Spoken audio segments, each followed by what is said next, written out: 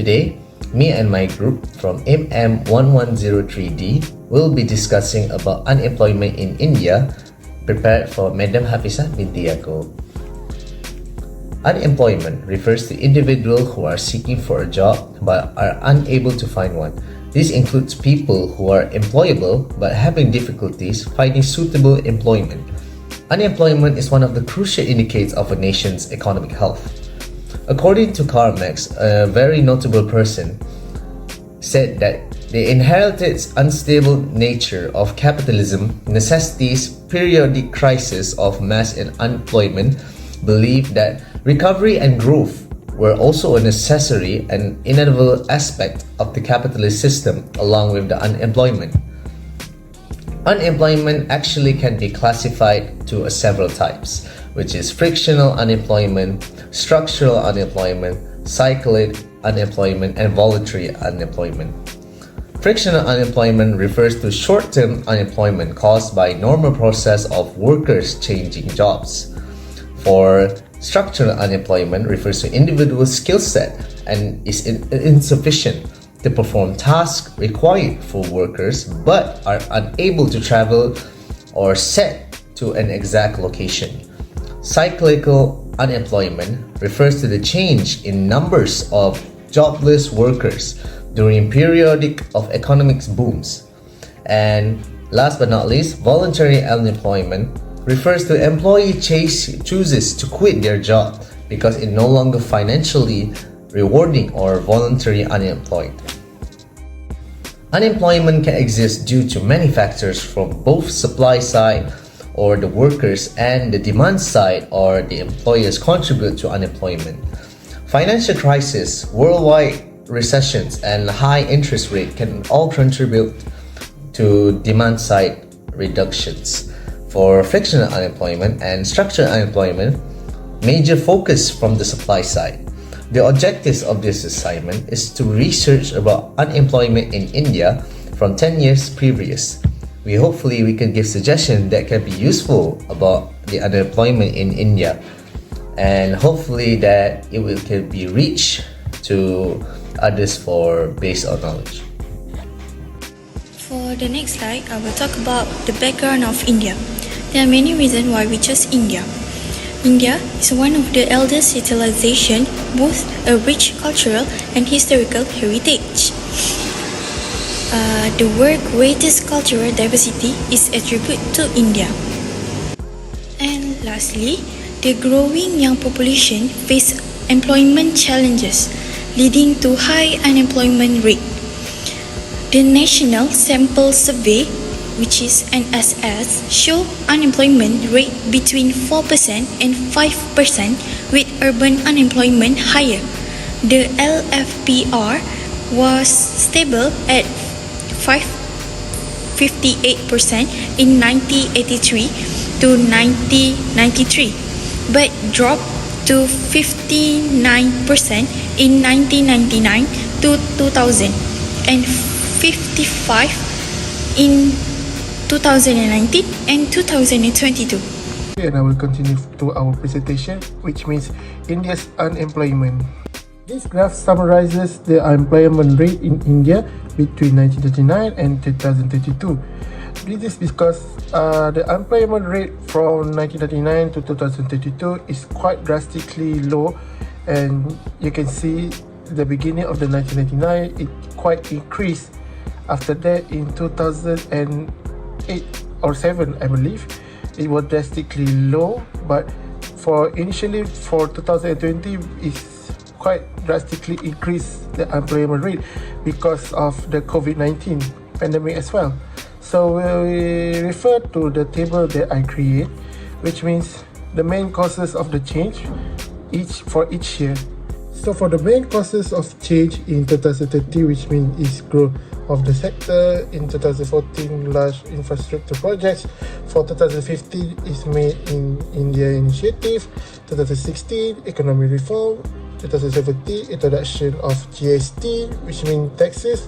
2018 is growth of digital economy. 2019, which means causes change of government initiative and policies. For the 2020 is quite been drastically increased because of economic effects of COVID-19. And 2031 slow reopening post COVID-19, which means minus 2.49%, and 2032, which means is for the steady economic growth and stability. Next, I will talking about the causes of unemployment in India, which means based on study case. First, I will talking about the higher population, which means a larger population refer to an increase in the number of people living in a specific region or country. In present, India's rapid population growth, now exceeding 1.4 billion, has resulted in a higher unemployment rate, particularly among young people, which means this state makes tough for the people to find work, thereby raising employment rates. But with the growing population, more resources are needed for basic necessities like education, healthcare, and infrastructure. This can divert funds away from job creation and economic action for the limited employment opportunities. Next is inflation. A steady rise in prices without an equal rise in goods and services produce results in a decrease in real income in the hands of the public. When the population grows, the supply of labor exceeds the demand, lowering wages. As a result, more people are unemployed because they are dissatisfied with their current wages. So technically, it's a kind of decreases in their unemployment, which means high inflation can reduce purchasing power, causing consumers to spend less on goods and services. We'll move on to the third, which means poverty and literacy. A major factor of unemployment is the decrease in the number of educated and literate individuals. But due to financial limitation, those who live in poverty frequently do not have access to high quality education. People will miss out on important such as knowledge and skills if they don't have a proper education, which will increase the illiteracy rate. But what I see is many lacks the skills required for employment, making it difficult for them to get positions in their official sector. For the last is agriculture workers. The people who work in the agriculture industry are only employed for a specific length of time and are unemployed for other periods of the year. India's agriculture is quite seasoned with busy times throughout the planting and harvest seasons, as well as seasons when job opportunities are few. But since agriculture labor is seasonal, the agriculture laborers experiences cyclical unemployment because they are frequently underemployed in the off-season. So, but that's all for me, where I will pass to the next slide, which means the fiscal policy. Thank you. There are several initiatives to solve unemployment in India that government can use to solve unemployment problems in India. Government expenditures refers to the money spent by public sectors on acquiring goods and providing services. These expenditures serve various purposes includes education, healthcare, social protection, defense, and infrastructure development. India lacks infrastructures such as electricity, railways, roads, parks, airports, irrigation, urban and rural water supply. If this issue arises, it can offer a lot of job creation around development programs to avoid unemployment in rural areas. So, indirect employment refers to the involvement of businesses, government agencies, or non-profit organization, while indirect employment refers to the result from the multiplier effects of economic activities. This can include retailer service providers, contractors, suppliers, and factory workers, in addition to direct employment for factory workers. For expansion rural employment programs, some rural areas in India are mostly involved in agriculture productivity to boost economy. Indian government can facilitate the better access of programs by having expenditures and strengthen or expand existing rural employment programs.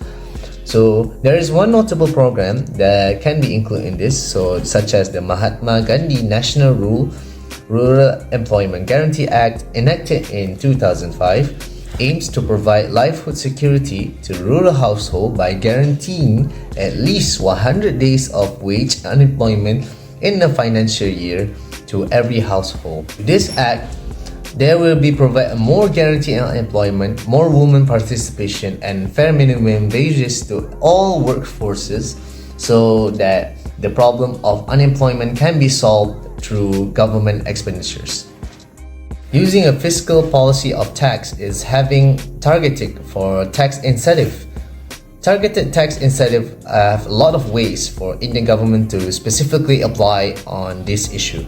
So firstly, they need to make an employment generating investment, which is offering tax deductions for investments that directly lead to job creations.